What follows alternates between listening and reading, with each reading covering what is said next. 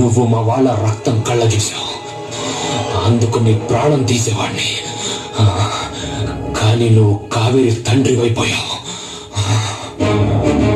కావేరి, గౌరవంగా వచ్చి మీ నాన్నతో మన పెళ్లి గురించి మాట్లాడదాం అనుకున్నాను, కానీ మీ నాన్నకు మర్యాద తెలీదు, అందుకే నేను మర్యాద తప్పాను.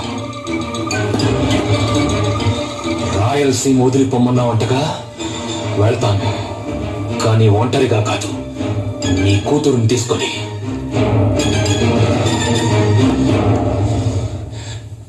రా కావేరి. అది నా నెత్తురు పంచుకొని పుట్టిన బిడ్డరా, నీతో రాదు.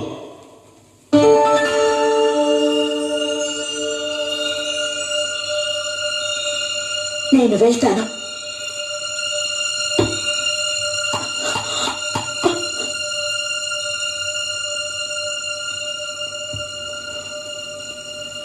ప్రేమ ప్రేమకు లొంగుతుంది గాని పెద్దరికానికి కాదు.